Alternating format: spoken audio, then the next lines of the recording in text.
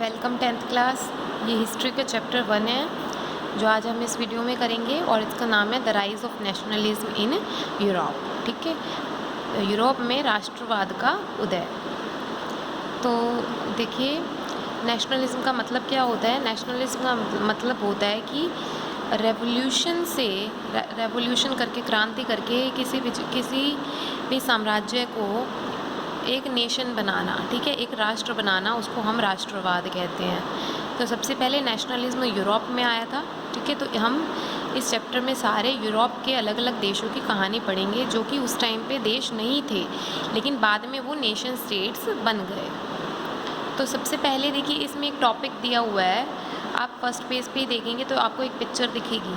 ठीक है, तो वो पिक्चर का जो नाम है वो है the dream of world wide democratic and social republics, the pact between nations, ये उस पिक्चर का नाम है। ठीक है, अब ये पिक्चर क्या थी देखिए।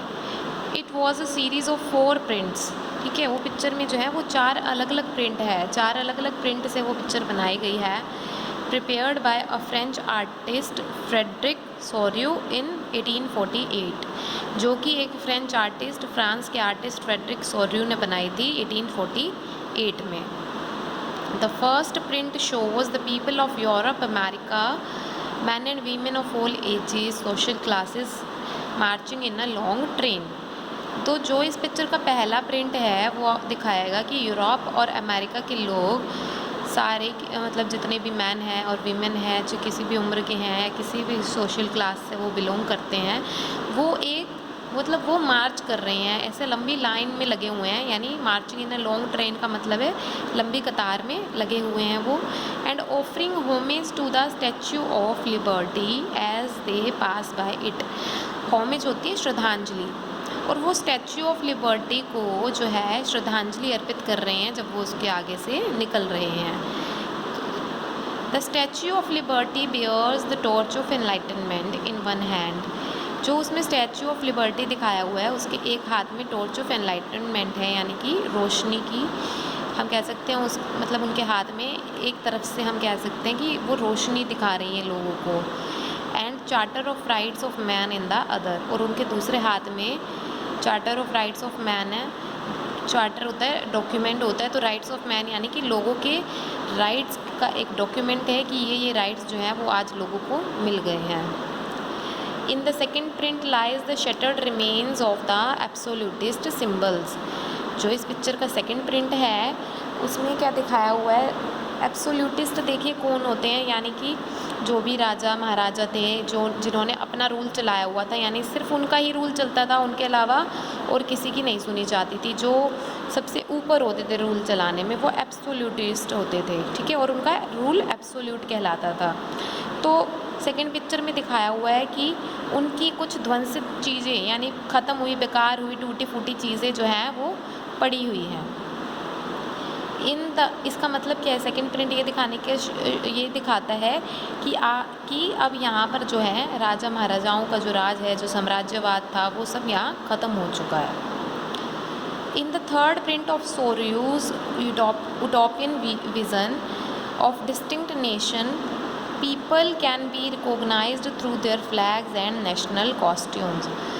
जो सोरियो का थर्ड प्रिंट है, ठीक है, इसको सोरियोज यूटोपियन विज़न इसलिए बोलते हैं। यूटोपियन का मतलब होता है वो चीज़ जो एक्चुअली में एग्जिस्ट नहीं करती है। ठीक है, यानी एक्चुअली में ऐसा नहीं था कि स्टैचू ऑफ लिबर्टी के आगे से लोग निकल रहे हैं और वो उसको श्रद्धांजलि दे रहे हैं, तो ये इसको यूटोपियन बोलते हैं। ये सिर्फ इसने सोचा था। ये जब साम्राज्यवाद ख़त्म हुआ और नेशनलिज्म आया या आने वाला था, उस टाइम पे उसने ऐसा एक प्रिंट तैयार किया था कि ये चीज़ें हैं जो लोग चाहते हैं, यानी हर एक देश जो है वो अपने खुद के फ्लैग से पहचाना जाए, हर देश के लोगों की खुद की एक कॉस्ट्यूम हो। ठीक है, हर देश जो है वो, मतलब हर अलग अलग जो साम्राज्य बने हुए हैं वो देश बन जाए। ठीक है, तो ये सोरियो का जो था एक विज़न था कि इस तरह से नेशनलिज्म होना चाहिए। From the havens above in the next print, उसके अगला प्रिंट अगर आप देखेंगे तो हेवन्स दिखाया हुआ है। हेवन क्या होता है हमारा, हेवन क्या होता है, हेवन होता है स्वर्ग। तो यानी कि हम कह सकते हैं स्वर्ग से या आसमान से क्या दिखा, Christ saints and angels gaze upon the scene, कि आसमान से या स्वर्ग से क्राइस्ट जो है या सेंट जितने भी संत हैं, एंजल्स जो हैं, वो इस सीन को देख रही हैं, जो कि क्या दिखाता है, shows that fraternity exists among different Nations of the world, की दुनिया के अलग अलग देशों में जो है वो भाईचारा है।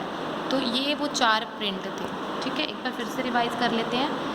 फर्स्ट प्रिंट में हमारा था कि यूरोप और अमेरिका के लोग जो हैं हर उम्र के, वो एक लंबी ट्रेन में जो है वो मार्च कर रहे हैं और स्टैचू ऑफ लिबर्टी के आगे से जा रही हैं। स्टैचू ऑफ लिबर्टी के हाथ में टॉर्च ऑफ एनलाइटनमेंट है और charter of rights of man है।